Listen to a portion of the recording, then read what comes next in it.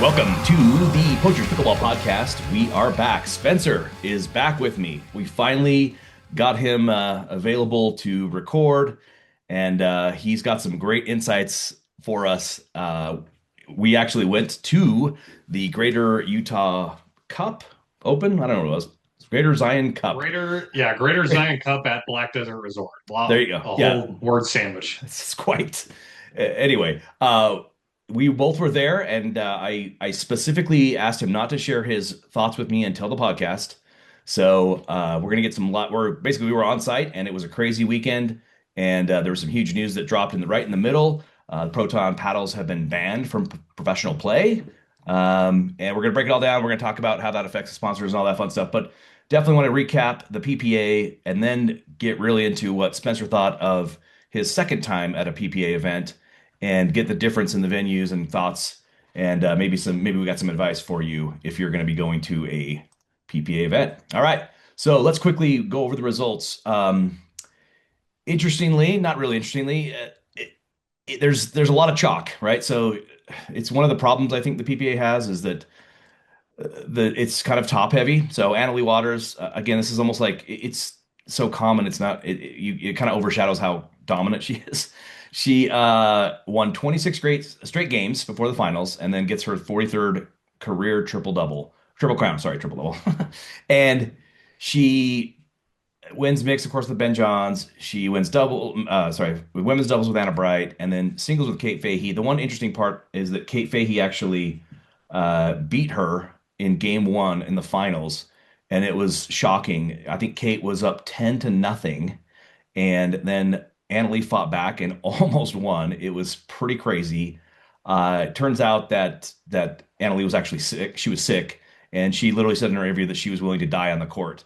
And she's one of the few people that I actually believe. So it was pretty crazy. She's a dog. So anyway, props to her. But again, it is a problem for the PPA, I think, when you get to pick your own partners and the best play with the best, and you kind of have the same people, every Sunday almost. What do you think about that, Spencer? I mean, obviously you've known this and commented on it when we were there.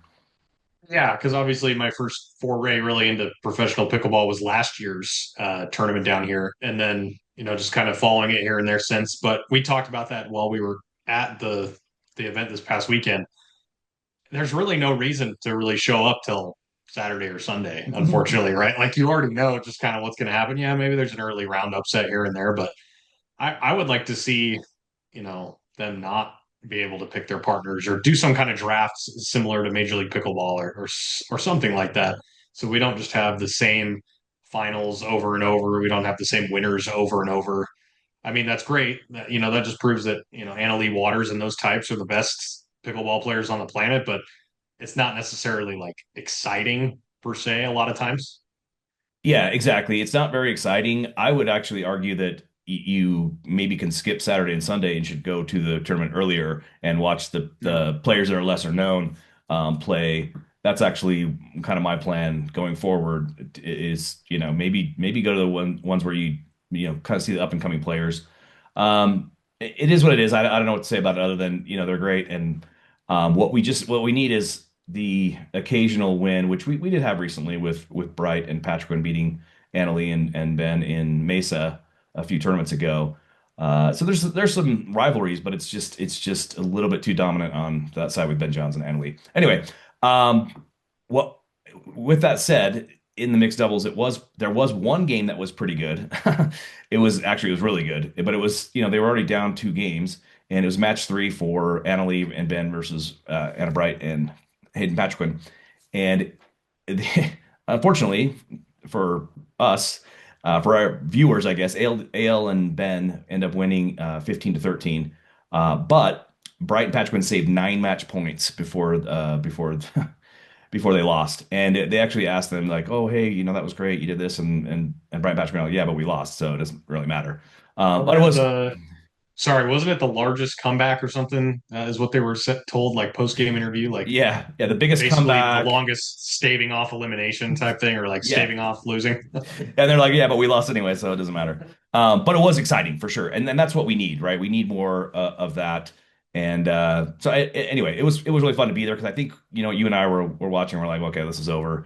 I think it was like was it 10-3 or 4 or something like that? It was I something think it was, I maybe want to even say it low. was like 10-2 or 10 to Yeah, 3, yeah, somewhere in that yeah, range. it was crazy. But anybody who's, I'm sure people that listen are playing pickleball, and when you've got a match point or game point, it's kind of nerve-wracking because one little mistake, it's over. So to do 9 points is against the best in the world is pretty crazy. So anyway, women's doubles, no excitement there. Bright and Waters, they just take over. They did two double pickles. They ended up pickling Todd and Fahey in the final, and the opponents average just 1.36 points per game. So every time you play them, you're going to average less than 2 points, which is crazy.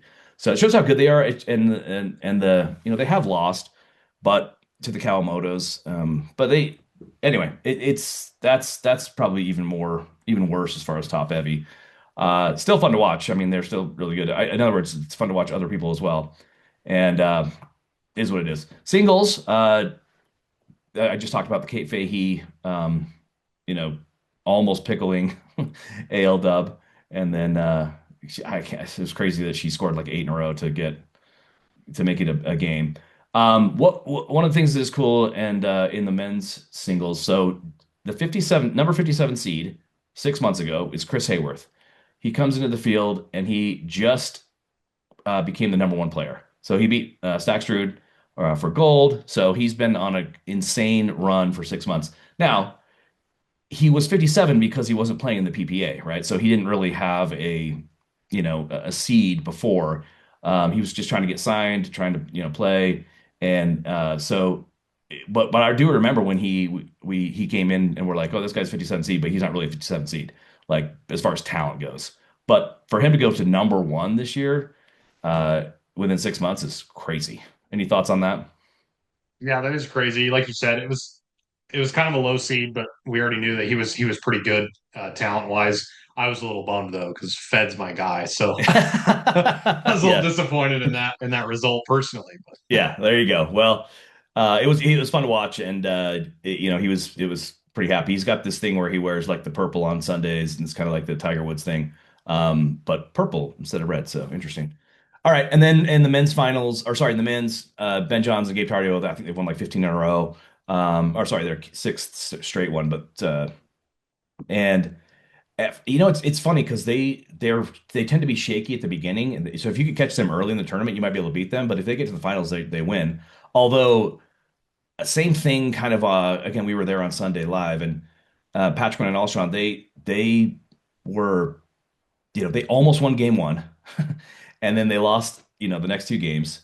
They lost anyway, and it's like they could just take it if they could have taken game one, this would be totally different.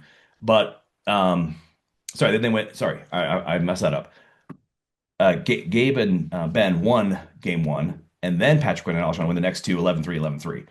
And it's like, man, if you could have just won, you could have ended this. We could all go home. And they just couldn't finish that first game, and then they end up losing the last two. So it is a little closer in the men's. There's kind of four men's teams that are, in the top. So it's top heavy, but at least it's four. Well, it's kind of three teams beating each other out to have the chance to lose to Johns and Tardio, but it is what it is. So anyway, that was the results. But what we really want to get into, Spencer, and everyone is dying to hear this. Tell us about your experience at the Greater Zion uh, Cup Black Desert, sponsored by the Pilchers Pickleball Podcast, in association with, I don't know. Anyway, all right, tell us what you thought. overall, I thought it was really good atmosphere wise. I wasn't able to go a ton earlier in the week, but from what I did see in my stop over there on Wednesday for a bit, it looked pretty solid too. And then Saturday, Sunday, obviously we were there pretty much all day. I thought the atmosphere was fantastic.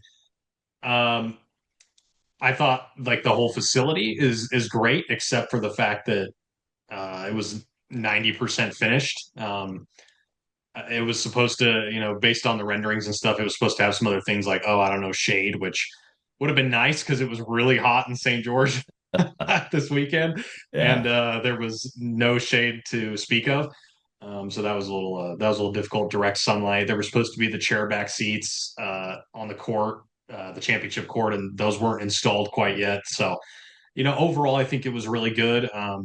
Good atmosphere. It was fun. I thought overall, like the whole setup was pretty good. Obviously, Black Desert is kind of being built in phases as a resort, and so obviously it's only going to get better moving forward, hopefully. Um, but I know it was a really tight turnaround. I know Patrick Manning talked about that, the managing partner of Black Desert, before or during one of the post game interviews, that it was a tight turnaround, and I actually got to speak with him today Yeah, so for this a is this is exclusive. Spencer yeah. got a chance to interview him. Tell us, and he's got an article coming out, and maybe we should link to that, Spencer, once we get that. But yeah, tell us what he had to say in his interview. Yeah, basically, I mean, he just said he was really happy with how it turned out for the fact that, it was pretty last minute, and the fact that they were able to do it in such a quick turnaround. Because I kind of said, well, like it was great at Little Valley, but it was a little different. But, coming into it, like, what was your thoughts on building that up? And basically, he said it was part of the resort's vision, and that's what he wanted to see was pickleball. And I was also told that they are going to be building more pickleball at Black Desert, and they are in. I mean, this was all on the record, so I'm not going to get in trouble for saying this. He knows it was recorded. Um, they are in talks with the PPA to hold even more tournaments Oh, cool. of even larger variety that do not even exist currently on the PPA schedule. Wow. Okay, that is So, awesome. That's some exclusive stuff there, Spencer. I yeah, love it. That's not too bad, cool. huh? Yeah, I was listening to another podcast, and they were saying that it was a little bit tight as far as how many courts there were for the pros. So they anticipated that they'll build more, but now we've got it straight from the horse's mouth here that they're looking to build more and do something even bigger, which is awesome. So Yeah, and yeah.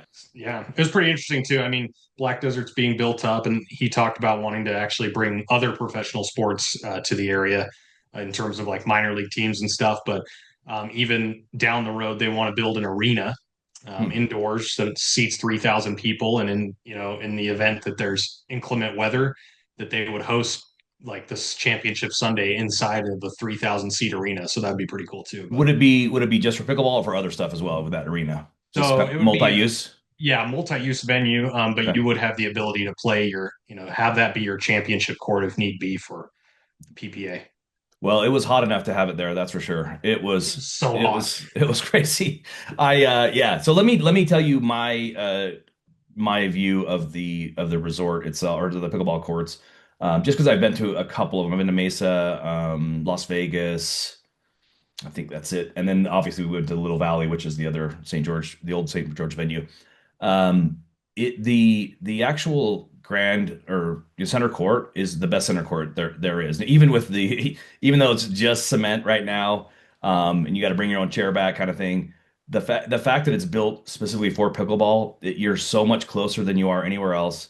Um, or there's enough seating for more people. So at Little Valley, you're pretty close, but there's like 3 rows of stadium seats that they just haul in. That it's not a great look. This is actually built for pickleball. They could definitely build it out with bring in some other larger, temporary seating as well if they need to. But for what it is, and it is an awesome venue for the center court, and it's definitely the best. It's going to be the best going forward unless somebody does something crazy. Because Vegas is similar, but it's on a tennis court, so there's just too much room between the spectators and the actual pickleball court, and this is perfect for that. As far as the other side courts, they all look really nice. Obviously, everything looks nice. One thing I noticed on the first day I was there, which was Friday, is people were slipping, and they actually had to bring out the blowers to blow off some of the dust. And it's built in the desert. That's fine. We understand that. But people were slipping, and I was like, I'm like, these are brand new courts. They should be really, sticky. But obviously some dust is getting on there, and it definitely affected a few people's, play where they're sliding a little bit on the court. It seemed better on Saturday and Sunday to me. I didn't notice it. So again, maybe they maybe brought out the blower uh, as needed. So anyway, that's my view. It's a great event or great resort. It clearly isn't obviously isn't ready. The parking is not finished yet. Yeah, Um, that was a little messy, the parking situation. yeah, you had to get like a ride on like a shuttle bus or like the back of a four-wheeler or whatever It to was get there. that was the weirdest thing too. It was like a dirt lot, but the your ride on the shuttle was about, a half a mile.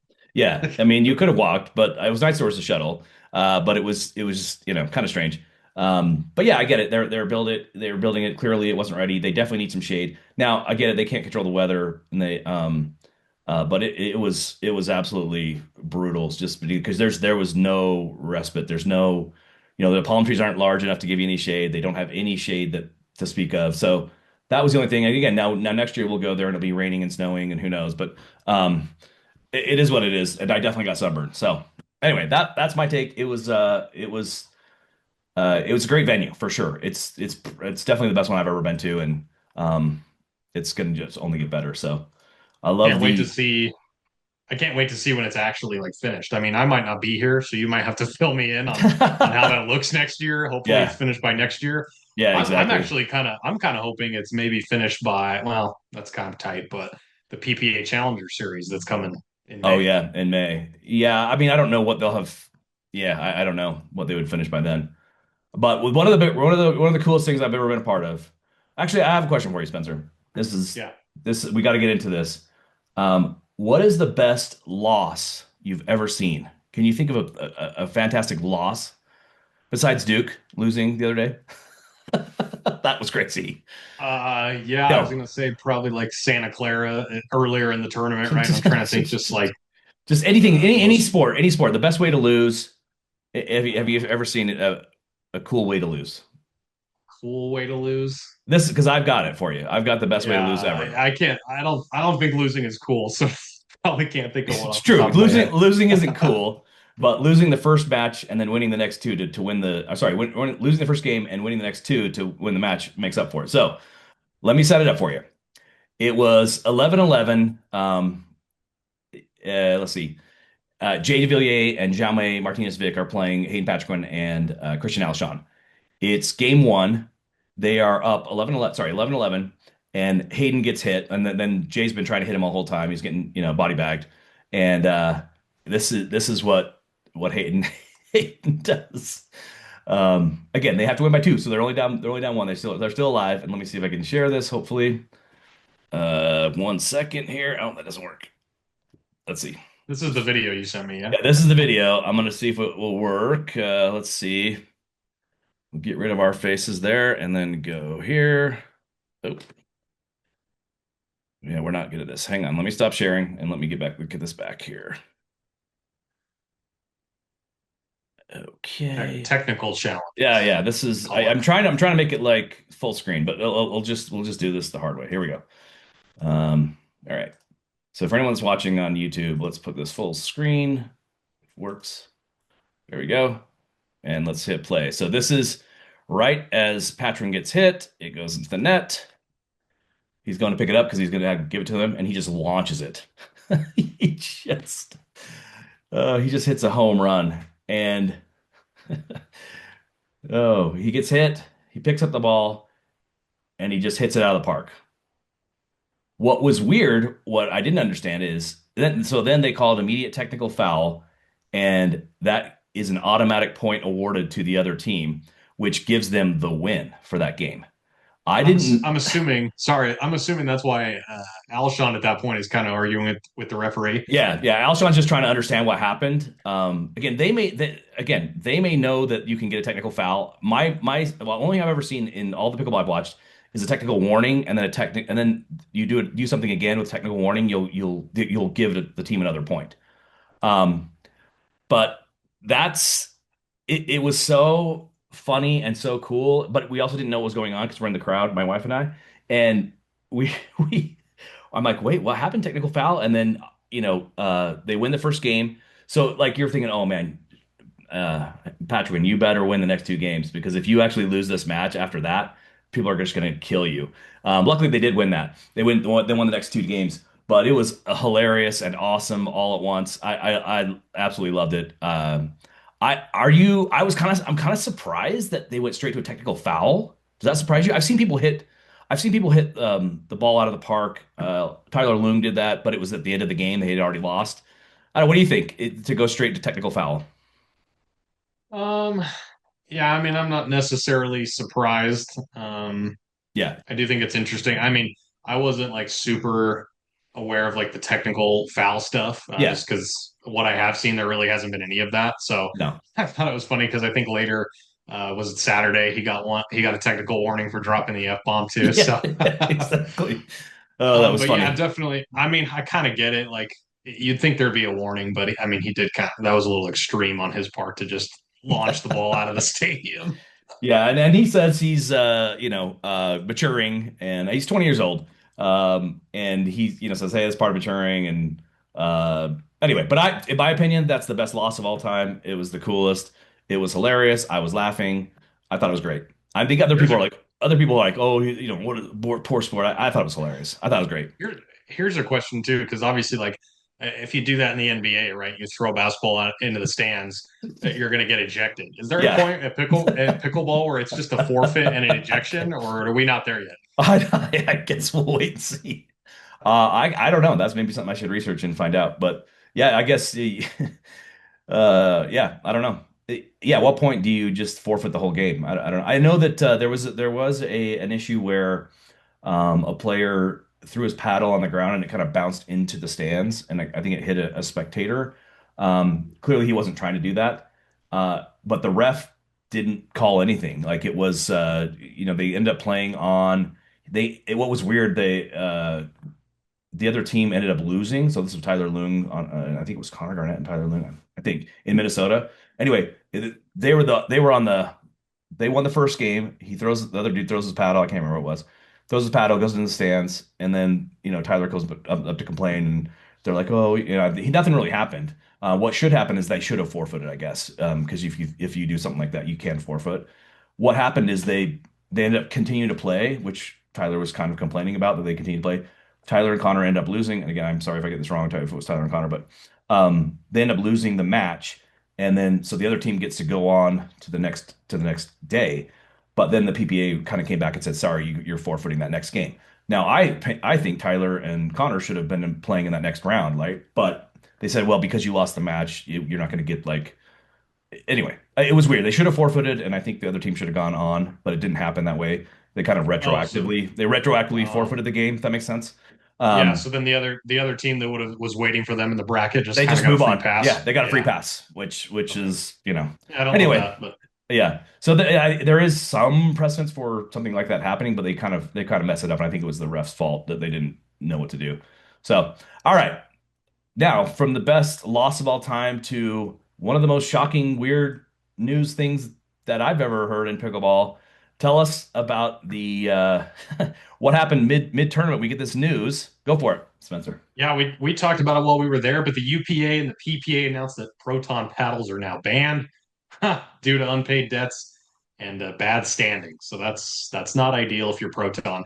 The PPA CEO Connor Pardo, he released a memo. Basically, it urged the affected athletes to seek payment directly from Proton because I guess Proton's not doing what they're supposed to money wise. Proton claims that they'll resolve it promptly.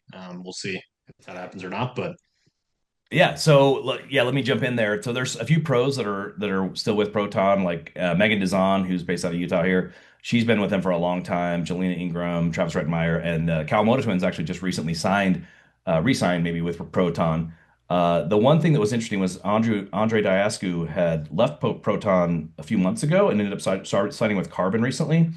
And he is also kind of one of the original people with Megan to use Proton. And so there's two. Let me back up just to make sure everyone is really clear. The pros are going to basically not be able to use a Proton paddle, no matter who you are. Now, there's people that are sponsored by Proton and they use Proton paddles. Then there's people that are not sponsored by Proton, but they use them. They don't have maybe they don't have a paddle sponsor, so they just use what they want to use. Nobody can use those starting Sunday, basically after Sunday. So everybody's gonna have to find new paddles. They're gonna start looking for new sponsors.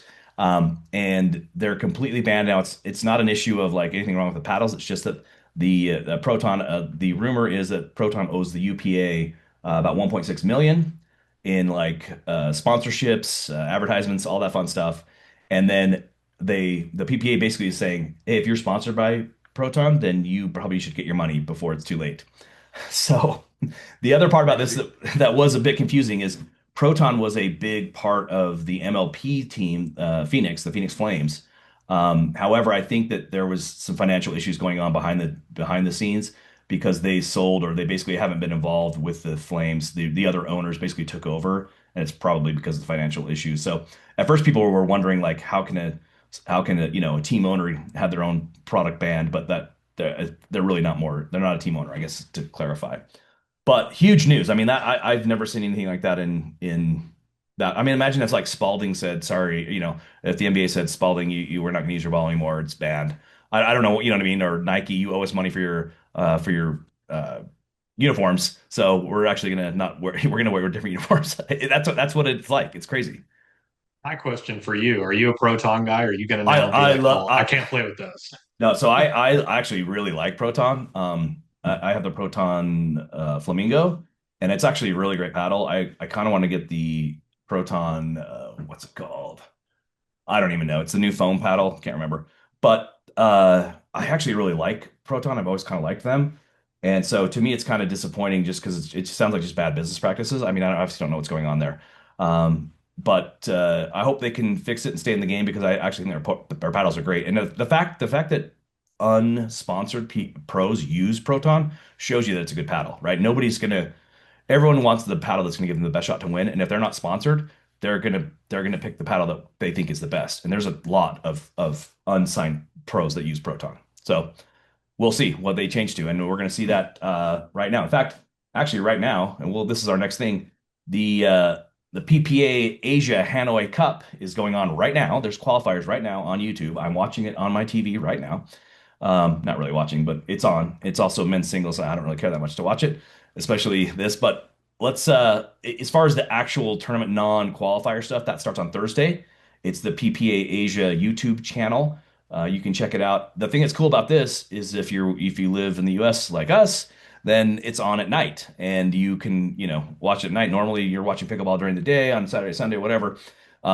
This is something you can kind of catch a little later in the night and enjoy what's going on. Now, the thing that's interesting about this is the US is having a much larger presence. So clearly the PPA is trying to grow the game outside. They have a couple tours that, PPA Asia, PPA Australia, that typically don't have American players going to them. Um, and when they do, the American players tend to dominate, but there's always like one or two surprising teams that you didn't know about. Obviously, unless you're really paying attention to PPA Asia, there's or Australia or whatever. I don't think that's going to happen. And here's why. This week, because ALW and Ben Johns are playing. Anna Bright and Big H are playing. Gabe Tardio is playing with Ben Johns. You know what I mean? So there's like the top. We already talked about how chalk the PBA is.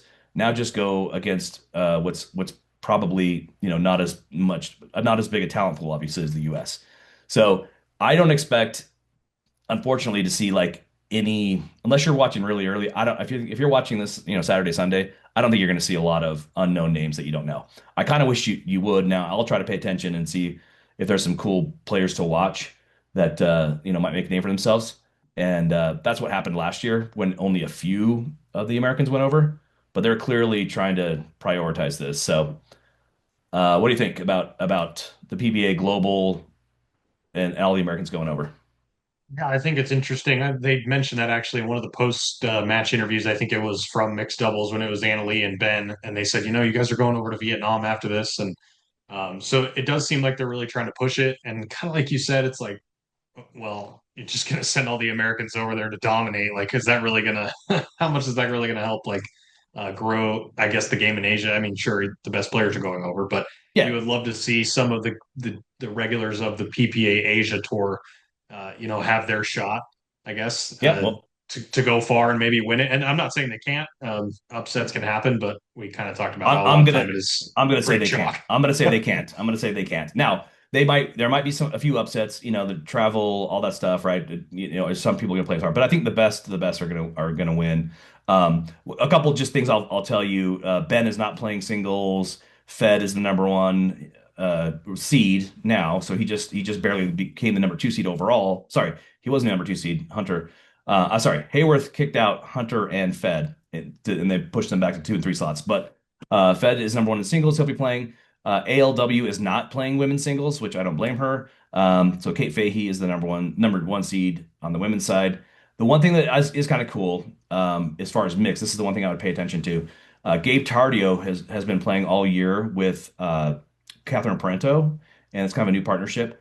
But Gabe is in Vietnam is playing with Tyra Black, and this is my opinion. Gabe Tardio is one of the best offensive players, and Tyra Black is one of the best defensive players. She is unreal on defense with her resets. So I think you got the best offensive player guy and the best defensive player woman that it could be a really good team, and I'm really curious to see how they do. Assuming they get to the point where they're playing Big H, Bright, or Annalie. So that's what I'm going to be kind of paying attention to. The other thing that's kind of interesting on the men's double side is Hayden Patrick is actually reunited with Fed, your guy, Federico Stackstrud.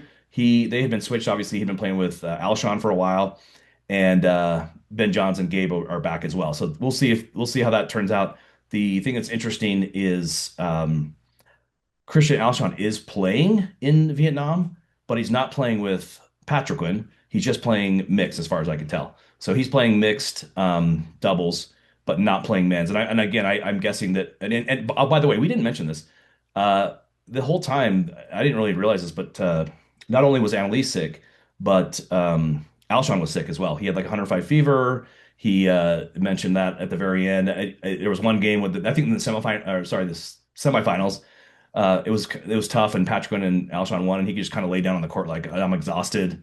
And they asked him in the interview like, "Hey, you pulled out of singles, but you were playing with your mix and your men's partner." And he's like, "I couldn't let him down. I was definitely gonna play with them, but yeah, I'm sick basically." And so that may be one of the reasons that he's only playing one tournament, or sorry, one what would you call it? He's only playing in mixed. So anyway, it's Sounds like it sounds like we got a Jordan flu game from a couple of those. yeah, But Annalie for sure.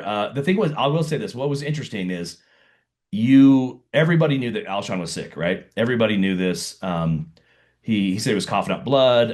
He had 105 fever, and jeez. but interestingly, I was listening to I was rewatching the Annalie broadcast, and sorry, the finals with Annalie and Fahey, and the commentators were actually saying Anna Lee sounds like she's sick, but she won't admit it. Like they asked her if she's sick, and she said she wouldn't admit it. She finally admitted once she won on the final game. She's like, "Yeah, I haven't been feeling well, but I die on the court," is what she said. But so she finally admits that she's sick. So it's kind of interesting that like, she keeps it a secret, and Alshon is, no problem. Everyone knows about it. So kind of interesting. Two different flu games. Again, Alshon was awesome. ALW was even better. There you go. So let them know you're sick or don't let them know. Who knows? All right. That about wraps it up. Any other thoughts from the tournament? Anything else before I give the big teaser for next week? No, I don't think so. But yeah, let me know if you're coming down for PPA Challenger in May. Yeah, that is up in the air. It actually depends on my travel schedule for work. I'm supposed to go to the Middle East. I don't know if that's going to happen, as you know, I hope what's going not. on.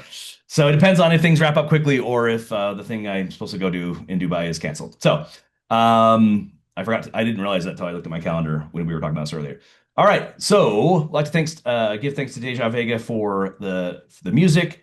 They just announced that their third album is finished, so obviously I can't wait for that. So if you guys like the beginning and the outro music, check out Deja Vega. Next week, we are pretty excited. I'm not going to say who, this is just a little teaser. We got a big interview coming up with a professional athlete who also owns a paddle company, and it's not the person you're thinking of, if you know what I mean. But we're pretty excited, and I was wondering, I'm kind of wondering if you guys want to give us some feedback. So obviously, we want you to like, share, let your friends know to listen to this podcast. But one of the things I was wondering is if people want us to do like equipment reviews. There's a whole bunch of people that do paddle reviews, but maybe we can do lesser known brands of paddles or shoes or random equipment, things like that. I buy a ton of stuff. I don't yet have the connections to like just get random free stuff, but I've bought plenty of pickleball stuff that I could talk about for sure. So if that's something you guys want to hear besides just the PPA stuff, let us know. Happy to kind of do what the market demands. So thanks everyone for listening. We'll catch you next time on the Poachers Pickleball Podcast.